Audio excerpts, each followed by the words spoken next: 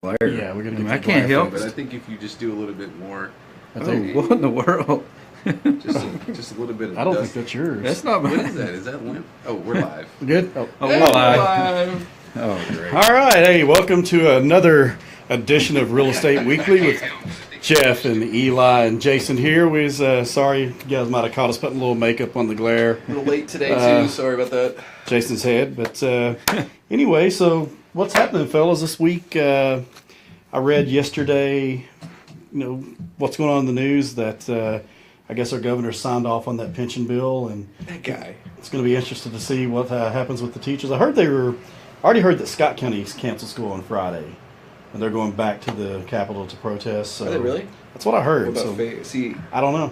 Fayette's the one that puts the pain down because that's a lot of people. That's a lot of people. They're talking about there may be a protest on Friday and a big rally, and Yeah. they're debating on whether canceling the schools, and so it'll be You know, interesting. the thing is, like, I loved history. That was one of my favorite classes.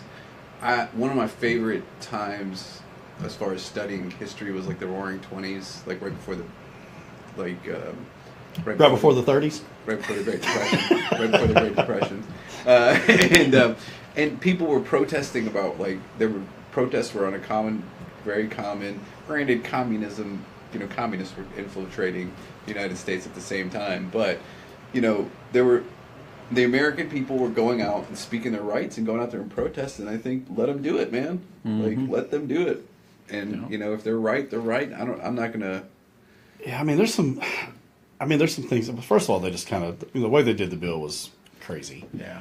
Trying to sneak it through, and then also, there's some things in there. Some of the things that people don't know.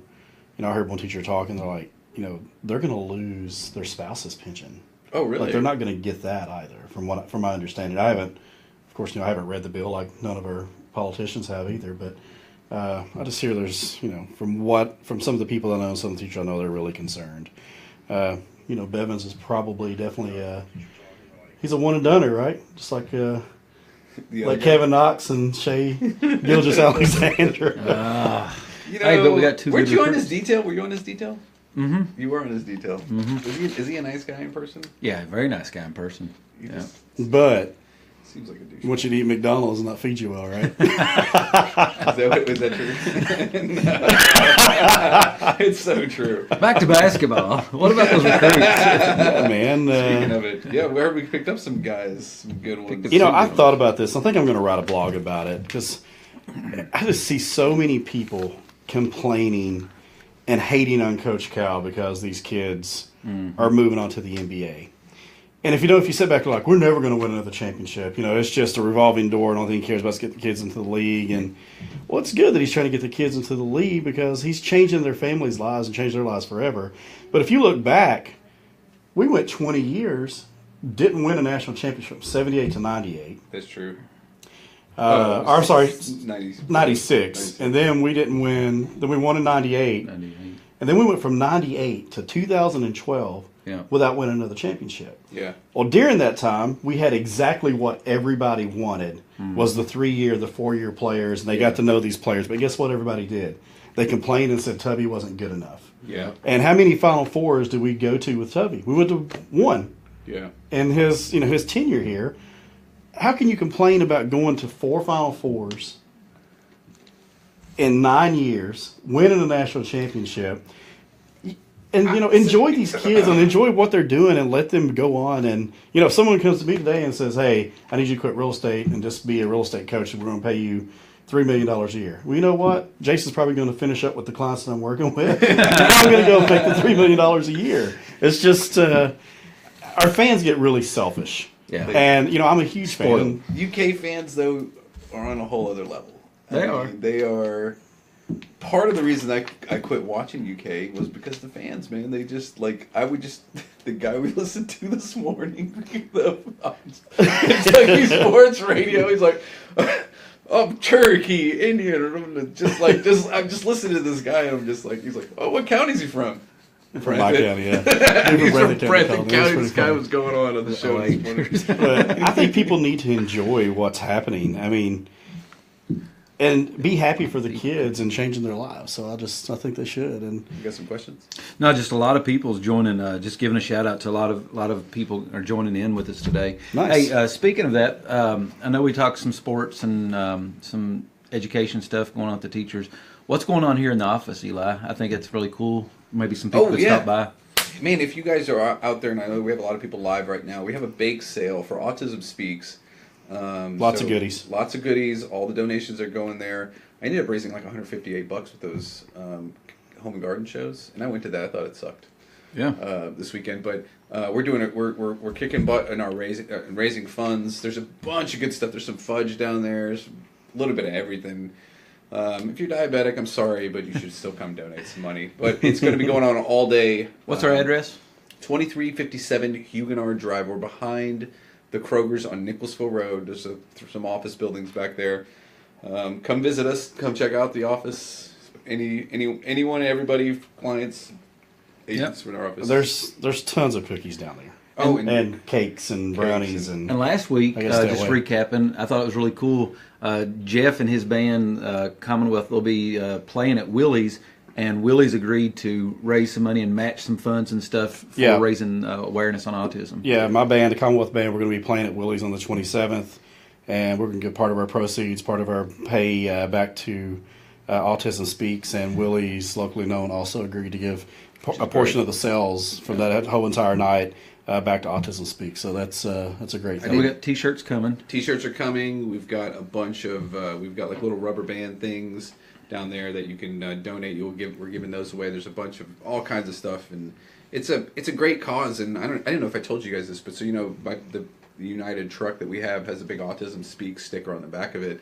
And I was telling, so we won the award last year for raising the most money. We raised over $10,000 for Autism Speaks. I was telling the guy that was installing the flooring for the new office, the concrete floors. I told him, I was like, he was like, I saw the sticker.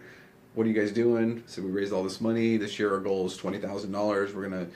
We're trying to raise all this money. He gets back to Ohio. He's friends with Charlie and Wasfi. He sends me a video of his son repeating, like, thanks Eli for everything you're doing for Autism Speaks and everything at United. I mean, I've tried everything in the world to try to upload it to our Facebook group page just so everybody sees it, and that's why we're doing it, man. It's like autism is one of those. When the people that have it, it's as unique to each individual person that has it. So the spectrum is all over the place. So we'd love for anybody that wants to donate. I'll probably later on we'll attach a little donation button to this video, so you can also donate on that. And I think we're already up to about $1,000 in our first week. So we want to get 7 this month. $7,000. We can do it. I posted a donation button on our band page for our show at Willie's, and we had several people, and I thanked all those guys for donating last week. But we had about $155 dropped on there in just a couple hours. Great. So we really appreciate that, and it's gonna be a fun month and raise a lot of money. So What's going on in the real estate world, guys? It's interesting. I think I found a pretty good deal in Chevy Chase for somebody that wants one. If you are above $600,000, I found a pretty good deal on a piece of property. I'm showing it to somebody. They're not going to write an offer on it, but it's a really cool property. So if you want a really well priced per square foot in Chevy Chase, you can spend over $600,000. Shoot us a message. I'd be happy to. Is it residential or business? It's a residential. Okay. Yeah, it's a pretty cool piece of property. Other than that, the market's still crazy tight. Yeah, Not many very. pieces of property out there. I looked at our numbers for LBAR as a whole. They're 15% down in listings. Wow. Are you getting your There sign you in? go, yeah. You get the wrong color. oh, we should be in black. Zoom in there. I Right? told you. That's funny. Get on that. Jeff, you move to the left. There it is. There you go. Call Jeff. You got to look at facial recognition. Sorry. So there's 15% less houses in LBAR than there was the previous year. So that's a lot. And Louisville's like 25% less. Yeah. That's a lot. A quarter less houses available out there, and there's still a big number of people that are coming in to buy. And what's happened is that the market. I've just never been a broker that was worried about Zillow. The reason is that people like to do business with people. Your Zillow clients are probably not the most loyal clients in most cases. They're going to go to the next person. Not in the beginning, no. Not in the beginning until you meet them. And today Bonnie did a class, 12 deals in 12 weeks, which was literally a technique which was taught by one of the brokers from, I think it was Jersey. I don't remember where it was. I don't remember who the broker that taught it. It basically was what Bonnie taught me when I first started with her in 2007 or 2010, actually, is when I started with her. He has a great system, but real estate has become a belly-to-belly business, which is why... And so what do you mean by belly-to-belly? Belly-to-belly There's some people watching that. That means is that you need to talk to your friends and family about buying and selling, your neighbors, face-to-face, on the phone, text message, private message, Facebook. It's not so much... Because what I think is now happening is that Mr. Seller wants to sell, but can't find anything to buy. Right. They're looking online, and they can't find anything to buy. And what's basically is going to have to happen is that agents are going to have to know what's available out there. We've got to create market. You got to create market. Yep. And I was big on my sphere. I only had 178 names in my database, and I made a pretty good living on those 178 names. And I even in our recruiting efforts for here, it's pretty rare that we call a complete agent that's a stranger to come join our office. It's more of talking to people we know and getting that referral. Right. And referrals is where it's at, and that's where it's key. And if you're not willing to obviously go out there and not necessarily knock on doors, but knock on the doors of the people you know at minimum to get that business. Yeah, and I think that leads us to, definitely our real estate topic is, definitely work in your sphere if you're an agent. You have to work your sphere of influence. Yeah. And, like Bonnie said, all these people, they already know you. It's okay to pick up the phone and call them. And, I'm guilty of that. I get busy and I don't always call all my people. Oh, God, they probably don't want to hear from me. But at the same time, maybe they do want to hear from me. Yeah. So if you're one of my past clients, expect a phone call from me here in the next week or so. A lot of clients call. And I think that sometimes we as agents, we get that fear of, gosh, should I reach out? But I mean, they'd probably rather work with us than anybody else because we have that relationship, we have that friendship, and I think that's key. And today in class, Eli was talking about the people he's reached out to, and you was talking about your past. I just did a Facebook post, back in January, and got 3 clients from that. Yeah. Just sharing, and people didn't even know I was in the business because I just switched over in December, and just like that, it came in just from a post of people going, "Oh, when did you switch?" Yeah, and you can't be afraid to ask. Yeah. And you have to, and everybody's busy as well. Somebody may have thought about putting their house on the market 3 or 4 months ago, but they really don't even know how to go about doing that, or if they should do it because they hear all these things about what's going on in the market. Right. And really it's best that they talk to a professional and really find out what's going on in the market, because what's on the news is driven to whatever people want you to hear what it's going to be on the news. They're selling a fear or they're selling sensationalism. So it's definitely we're living in a market that we've never experienced ever. Mm-hmm. The NAR has said that never in the history of NAR was there more real estate agents than there were listings available to sell. Right. Well, that's kind of a good thing too, but I think it's going to weed out a lot of bad real estate agents. It will. And I mean, we added 50 agents last year with attrition. I think we netted 40 of those 50, and my projections for our goals are always a 15% growth year over year, or 11% is actually the number we use. We're hitting exactly the numbers we hit last year, even though we grew by 20%. And it basically is just saying there's not enough business out there for all the agents that are out there. And not saying that, not discouraging people from getting into the business, because I got licensed in 2007. The market crashed right after that. And it was actually a great story. The guy that across the street from my house, 90-something years old, and I told him I just got my real estate license a year ago, and we're in the midst of the recession. It was like 09, 2010. I can't remember exactly.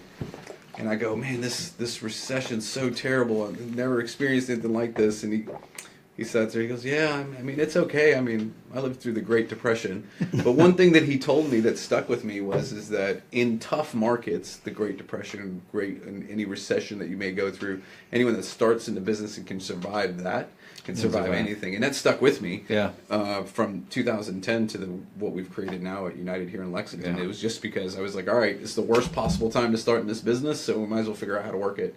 Yeah. And new agents have a little bit of more of an advantage because they don't really know what they don't know, so they don't have any preconceptions of what should be happening in the market. But it's still kind of tough for new agents too, right? Yeah, of course. Because here's the thing: if you're a brand new agent, I think you got to spend a lot of time educating yourself on all different, whether it comes to negotiations, all the different things. You're going to run into a lot more home inspections that aren't going to be great because when the inventory gets lower, the houses, a lot of times you start seeing a lot of houses that have a lot more problems on the market. Right. And then you start getting multiple offer situations. And being a brand new agent, man, getting into that, I mean, you're going to get eaten alive a lot of times by experienced agents. Were you the one that told me that you got a contract that was like $5,000 escrow deposit marked out? Yeah. We have Marked out.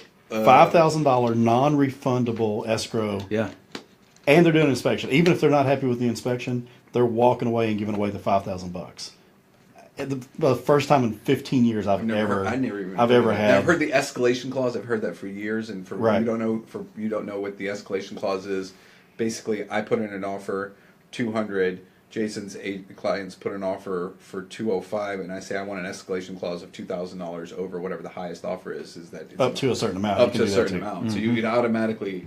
But the one thing is, when you're working with a multiple offer situation, they have to pick one offer. Yeah. So it's going to be, they're going to come with their highest and best. Your highest and best is 2,000 plus whoever's highest and best Yeah. is. And that's what we're finding. Like Jeff and I, we've been having probably the last 4 or 5 deals. Every one of them's been multiple offers and bringing your best. And thankfully, we've been closing them. But it's been crazy. Almost every deal's been multiple. We're writing one today, and it's going to be a multiple offer. Yeah. So I mean, to me, think about this is me talking to you. Jason coming into the business, this is what he's experiencing coming into the business. he is. You know what I'm saying? And when I think about when I came into business, complete opposite. You were lucky to have the buyer. Sellers were anywhere and everywhere that you wanted them. Right. If you could get a buyer that was qualified, they can get the loan. This is 10 years difference. What Yeah. happened? Yeah. It's basically 10 years of not having enough construction. And I came in the business actually in 2004, and it was really good then. Yeah. And I speak from that, being a young, inexperienced person at that time, not really knowing what to do. Luckily I had, my broker that would help me get through some contracts and stuff. But it's tough. It's really tough for a brand new agent. I mean, you're walking into a hurricane. Yeah. And it's You gotta be a bulldog negotiator. You do. Negotiating is key, and not being an asshole about it, but just being know where everything stands. Look at everything that's there and write the offer based on what's Yeah. there. I think yesterday it was kind of interesting. I had a conversation with a guy. I was at a house inspection, and his exact words was, he was asking me, the question we always get is, how's the market? What's going on in the market? And so I was having that dialogue with him, and he said, I thought this was my final house. And he goes, I'm done. I'm retired. He goes, but you've almost convinced me that I need to put my house back on the market. He said, because it's a good time to sell right now because there's not enough It is. inventory. Yeah. And he said, what do you think about that? And we got to have that dialogue of everything we're talking about Yeah. here. And so it is a good time for people to put their homes on the market. I've had that conversation about my house several times. Well, but the thing is so a lot of people I've talked to are like, I want to sell at the peak. Okay, so when do you figure out what the peak is? Exactly. That's virtually impossible to know exactly where the peak is. But if you look at the data, we're probably the next 8 years, minimum 8 years, we don't have enough construction Yeah. to catch up for the demand that we need. Lexington's out of the question. Yep. Just because you can't afford to buy in Lexington. The land, yeah. Yeah, it's the dirt's getting so expensive. Yep. I mean, when I saw a house sell for almost $290 a square foot in Chevy Chase, 2,300 square feet sold for $760,000. Wow. It was, I mean, that's insane. So, granted, those neighborhoods are one thing, but I don't think it's going to be like, I don't think it's going to slow down. I think, like, for the next 5 The house years. will be worth $1 million in 5 years. I mean, it probably will be. It's just, you know, obviously the service boundary in Fayette County is a big issue about why that's happening. And in literally 5 years, they're not going to do anything. But you know, it's always going to be a time to sell for the next 5 years. Yeah. And even here's what's interesting. Stock market's great right now. Mm-hmm. Stock market crashes, a lot of disposable income goes away. Yeah. Who will get hurt? Florida, Las Vegas, Arizona. these areas that are secondary homes, disposable income homes, maybe the houses in the cabin that we talked about with your Yeah. friend one time. Those are all of a sudden those values won't go up anymore. But what will happen is like stable cities like Lexington, even the real estate market is still going to be short, even if we run out of buyers. Even if the buyer pool slows down, because right now the shortage is not that's not gonna change. Right. The number of buyers is gonna be what's gonna be dictating the market. So now we have a ton of buyers, not enough property. The stock market could crash. We're still gonna be short on inventory, just gonna have not as many buyers to deal with. So I think it's always a good time to sell, and I think it's gonna be something that we'll be saying for at least the next 5 to 8 years. Yeah. So, TJ, see your question to you guys. Is there a particular season that is better than another? This guy's asking, should you wait spring that you always hear, summer, fall, winter? I don't know. I mean, you always hear that. Of course, the market gets busier in the springtime and the summer because kids are out of school. You know, people are able to move. They're able to do whatever they want to do, and it's a lot less stressful. And if they're wanting to change school districts or even stay in the same school district, it's an easier thing to do at that point. But I think if you're wanting to sell your house, anytime's a good time to sell your house. There's no magic months that you sell your house. And honestly, a lot of people's like, well, I want to wait till spring. Well, here's the thing. You put your house on the market in November and December, you have a lot less competition Exactly. than you do in April and May. Yep. Because, there's not as many listings out there because a lot of people have that perception they want to sell during the summertime. But if you're selling, if you put your house on the market in the wintertime, you're going to have a lot less competition to go up against and have a great chance of selling it even faster than you would in the spring.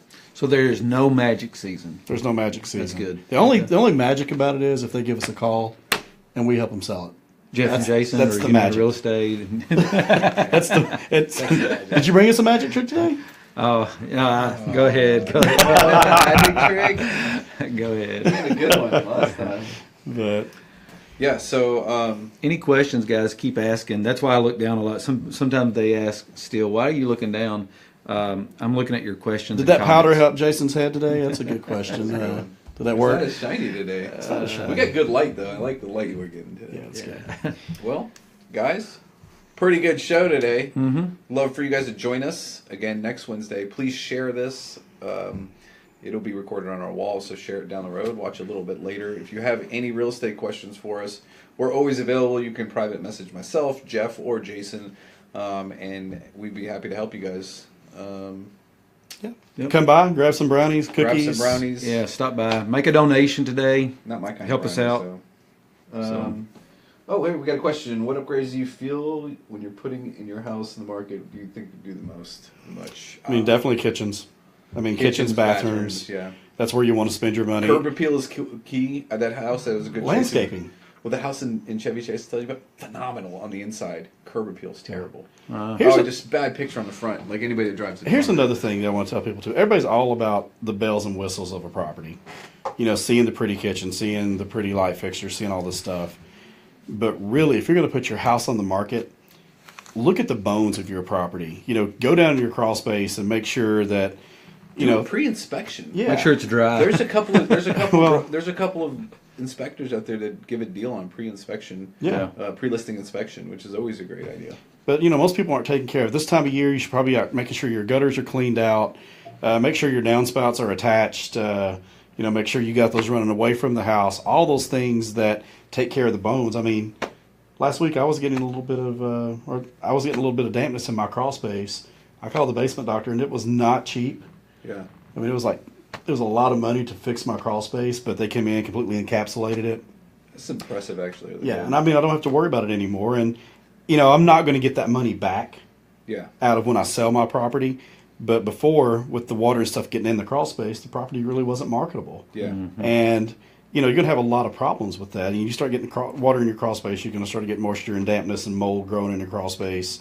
And your piers are going to start settling from that ground being wet. You're going to have a lot of structural issues. So, I mean, it's great to do the pretty things in the house that makes it sell, but make sure that it's, structurally sound.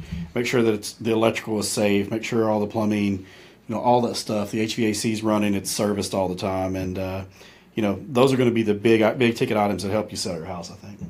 Sounds good. Cool, guys. Thanks for the questions. Have a great week. Donate. Donate to Autism Speaks. We'll put a link on there. Share, like, comment. Yep. Love you guys.